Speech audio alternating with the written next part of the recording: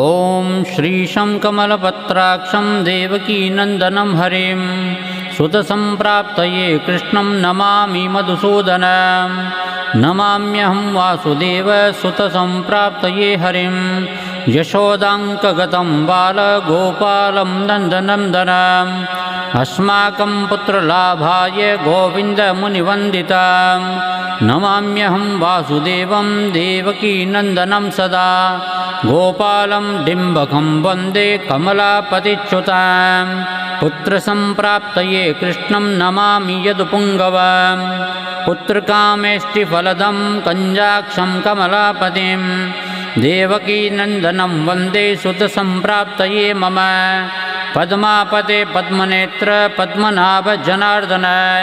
देहि मे तनयं श्रीशं वासुदेव जगत्पते यशोदाङ्कगतं बालं गोविन्दं मुनिवन्दितम् अस्माकं पुत्रलाभाय नमामि श्रीशमच्युतं श्रीपते देवदेवेश दीनार्तिहरणाच्युत गोविन्दं मे सुतं देहि नमामि त्वां जनार्दन भक्तकामद गोविन्द भक्तरक्ष शुभप्रद देहि मे तनयं कृष्ण रुक्मिणीवल्लभप्रभो रुक्मिणीनाथ सर्वेश देहि मे तनयं सदा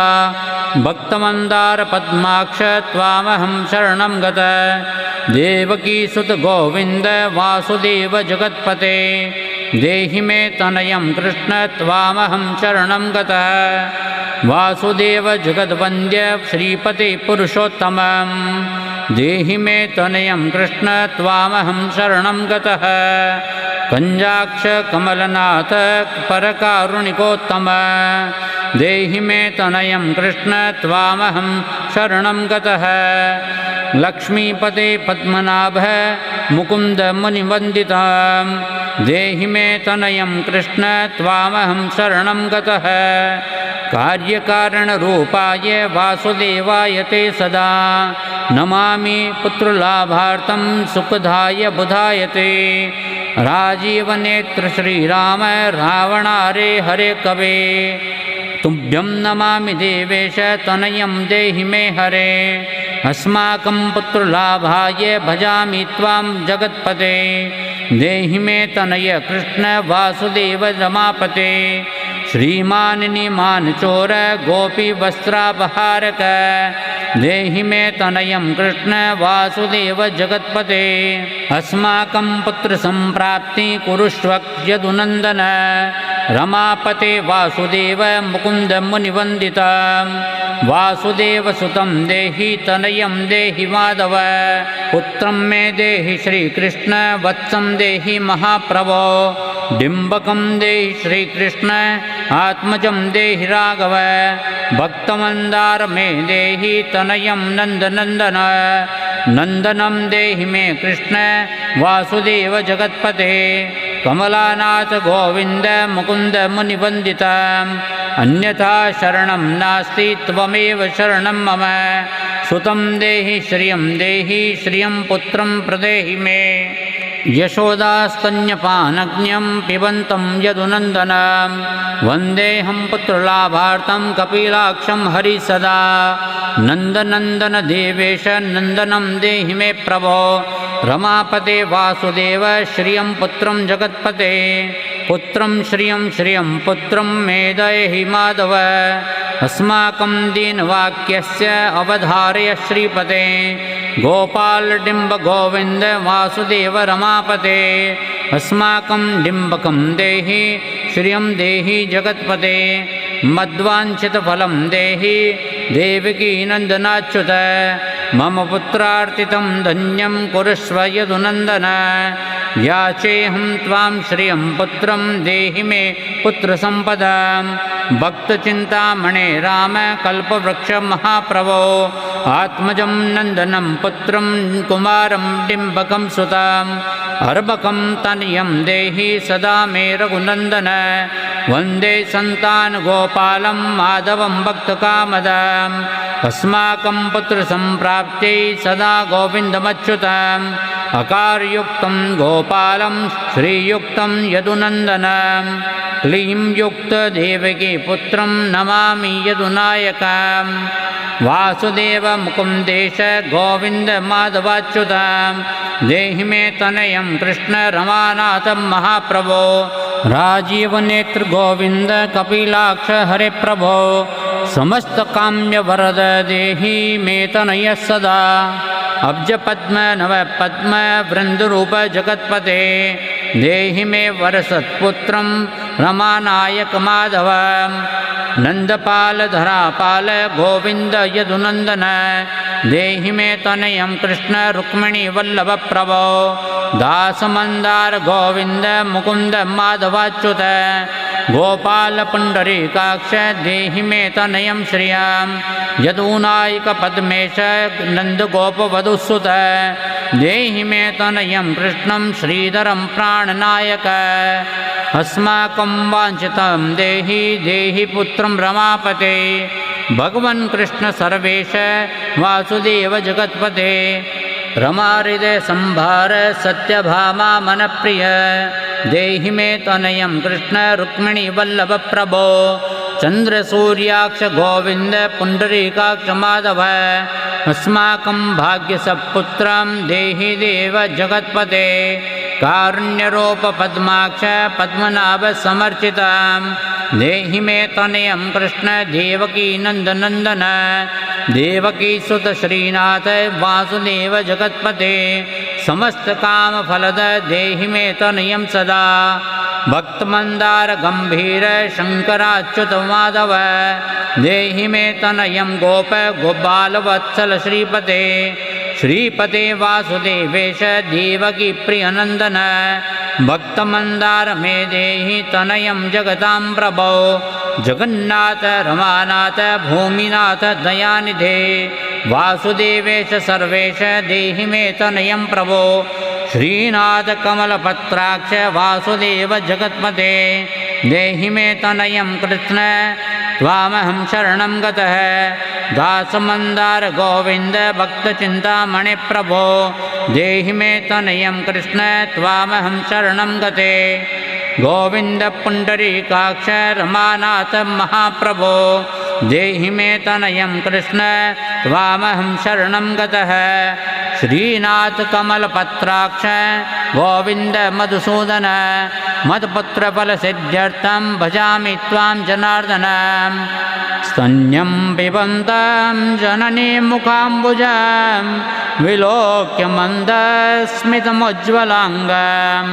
स्पृशन्तमन्यस्तनयं गुलिर्बिबन्दे यशोदाङ्कगतं मुकुन्दम् याचेऽहं पुत्रसन्तानं भवन्तं पद्मलोचन देहि मे तनय कृष्ण त्वामहं शरणं गत अस्माकं पुत्रसम्पत्ते चिन्तयामि जगत्पते शीघ्रं मे देहि दातव्यं भवता मुनिवन्दितं वासुदेव जगन्नाथ श्रीपते पुरुषोत्तम कुरु मां पुत्रदत्तं च कृष्णदेवेन्द्रपूजिनः कुरु मा पुत्रदत्तं च यशोदा प्रियनन्दन मह्यं च पुत्रसन्तानं दातव्यं भवता हरे वासुदेव जगन्नाथ गोविन्द देवकी सुत देहि मे तनयं राम कौसल्या प्रियनन्दन पद्मपत्राक्ष गोविन्द विष्णु वामन माधव देहि मे तनयं सीता प्राणनायक राघव पञ्जाक्ष कृष्णदेवेन्द्र मण्डितं मुनिवन्दितं लक्ष्मणाग्रज श्रीराम देहि मे तनयं सदा देहि मे तनयं राम दशरथ प्रियनन्दन सीतानायक कञ्जाक्ष मुचुकुन्द वरप्रद विभीषणस्य या लङ्का प्रदत्ता भवता पुरा अस्माकं तत्प्रकारेण तनयं देहि माधव भवदीयपदाम्बोजे चिन्तयामि निरन्तरं देहि मे तनयं सीता प्राणवल्लभ राघवः राममत्काम्यवरद पुत्रोत्पत्तिफलप्रद देहि मे तनयं श्रीश कमलासनवन्दित राम राघव सीतेश लक्ष्मणानुज देहि मे भाग्यवत्पुत्र संतानं दशरथात्मज श्रीपते देवकी गर्भ संजात यशोदा प्रियनंदन देहि मे तनयं राम कृष्ण गोपाल माधव कृष्ण माधव गोविंद वामनाच्युत शंकर देहि मे तनयं श्रीश गोपाल बालनायक गोप बाल महाधन्य गोविंदाच्युत माधव देहि मे तनयं कृष्ण वासुदेव जगत्पते दिशतु दिशतु पुत्रं देवकी नंदनो अयं दिशतु दिशतु शीघ्रं भाग्यवत्पुत्रलाभं दिशतु दिशतु श्रीशो राघवो रामचन्द्रो दिशतु दिशतु पुत्रं वंशविस्तारहेतुः दीयता वासुदेवेन तनयं मदप्रियं सुतं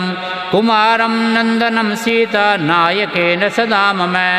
राम राघव गोविन्द देवकी सुतमाधव देहि मे तनयं श्रीश गोपबालकनायक वंशविस्तारकं पुत्रं देहि मे मधुसूदन सुतं देहि त्वामहं शरणं गतं ममाभीष्टसुतं देहि कंसारे माधवाच्युत सुतं देहि त्वामहं शरणं गतः चन्द्रार्ककल्पपर्यन्तं तनयं देहि माधव सुतं देहि त्वामहं शरणं गतः विद्यावन्तं बुद्धिमन्तं श्रीमन्तं तनयं सदा देहि मे तनयं कृष्ण देवकी नन्दन प्रभो नमामि त्वां पद्मनेत्र सुतलाभाय कामदं मुकुन्द पुण्डरीकाक्षं गोविन्द मधुसूदनं भगवन् कृष्ण गोविन्द सर्वकामफलप्रद देहि मे तनयं स्वामी स्वामहं शरणं गतः स्वामिस्त्वं भगवन् राम कृष्ण माधव कामद देहि मे तनयं नित्यं त्वामहं शरणं गतः तनयं देहि गोविन्द कञ्जाक्ष कमलापते सुतं देहि त्वामहं शरणं गतः पद्मापते पद्मनेत्र प्रद्युम्न जनक माधव सुतं देहि त्वामहं शरणं गतः शङ्खचक्रगदा शङ्खं शारङ्गं पाणिरमापते देहि मे तनयं कृष्ण त्वामहं शरणं गतः नारायण रमानाथ राजीव नेत्रलोचन सुतं मे देहि देवेश पद्मपद्मानवन्दितः राम माधव गोविन्द देवकी वरनन्दन रुक्मिणीनाथ सर्वेश नारदादिसुरार्चित देवकी सुत गोविन्द वासुदेव जगत्पते देहि मे तनय श्रीश गोपबालकनायक मुनिवन्दित गोविन्द रुक्मिणी वल्लभ प्रभो देहि मे तनयं श्रीश गोपबालकनायक गोपिकार्जित पंकजे मकरन्दासक्त मानसं देहि मे तनयं श्रीश गोपबालकनायक रमाहृदय पंकज लीलमाधव कामद ममाभीष्टसुतं देहि त्वामहं शरणं गतः वासुदेव रमानाथ दासानां मङ्गलप्रद देहि मे तनयं श्रीश गोपबालकनायक कल्याणप्रद गोविन्द मुरारे मुनिवन्दितः देहि मे तनयं श्रीश गोपबालकनायक पुत्रप्रद मुकुन्देश रुक्मिणी वल्लभ प्रभो देहि मे तनयं श्रीश गोपबालकनायक पुण्डरीकाक्ष गोविन्द वासुदेव जगत्पते देहि मे तनयं श्रीश गोपबालकनायक दयानिधे वासुदेव मुकुन्द मुनिवन्दित देहि मे तनयं श्रीश गोपबालकनायक पुत्र संपत्प्रदातारं गोविन्दं देवपूजितं वन्दामहे सदा कृष्ण पुत्रलाभप्रदायते कारुण्यनिधये गोपी वल्लभाय मुरारये वन्दामि पुत्रलाभार्थं देहि मे तनयं विभो नमस्तस्मै रमेशाय रुक्मिणी वल्लभाय ते देहि मे तनयं श्रीश गोपबालकनायक नमस्ते वासुदेवाय नित्यश्रीकामुकाय च पुत्रदाय च शेषेन्द्र शायिने रङ्गशायिन रङ्गशायिन्द्रमानाथ मङ्गलप्रद माधव देहि मे तनयं श्रीश गोपबालकनायक दासस्य मे सुतं देहि दीनवन्दार राघव सुतं देहि पुत्रं देहि रमापते